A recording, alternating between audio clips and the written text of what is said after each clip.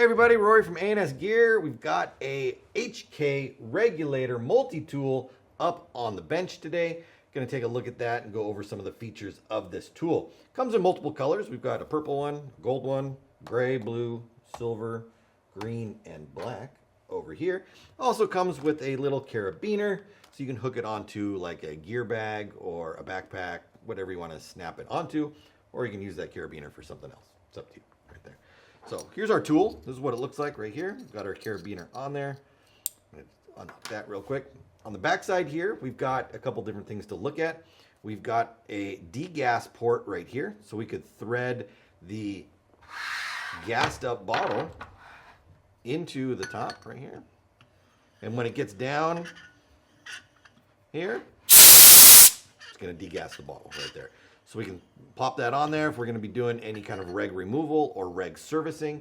We want to make sure that the bottle is degassed, so we would use this to degas the bottle first. It is imperative that if you're working on a regulator, make sure that it is degassed right there. All right, next back, we've got an extra burst disc right here. So this is a 1.8K burst disc. I'm going to reiterate that if your regulator has a 1.8 burst disc that goes bad on it, there's probably a good chance that there's an issue inside your regulator. So I don't recommend slapping another 1.8 disc on there and just assuming that it's all fixed. If your 1.8 goes bad, disassemble your regulator and inspect it for the reason it goes bad. Fix that, then use this 1.8K disc to go back on. Inspect your regulator first.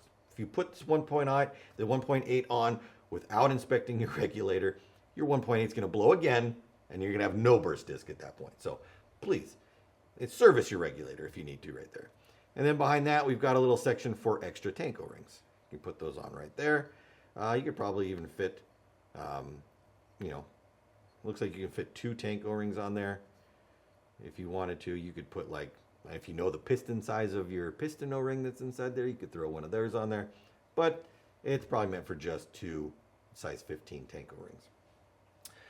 We flip it over. We've got really nothing on the backside right there except for burst disc removal right there. So if you need to get the burst disc off, you can use that tool right there, hook it on, and pop that off of there. Fits on there. I'm going to do this.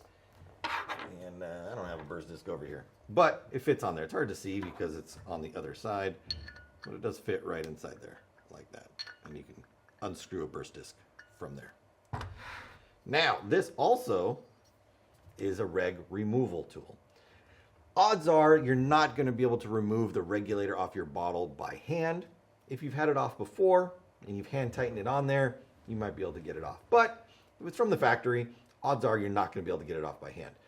Luckily, this tool is designed to fit in a vise. So you can put it in the vise like this, clamp it down, and then you would take the bottle and put it in upside down and go in from there.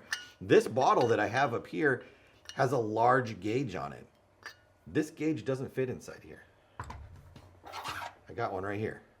So if you have an older style regulator that has a larger gauge on it, and I'm not talking like super old. I mean, this is a Ninja Reg right here. It's a ball style Ninja Reg. So it's, a couple years old at least, but it has that larger Ninja gauge. It doesn't fit on there. That's why they put on here, fits all modern regulators. So all current modern day regs, for the most part, should fit in there.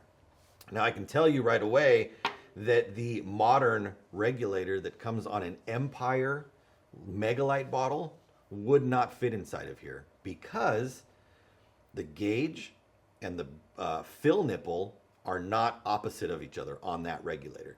I know the gauge is on one side and then the fill nipple is 90 degrees to that. This is set up for gauge, fill nipple, opposite side gauge, and then burst discs on the other side.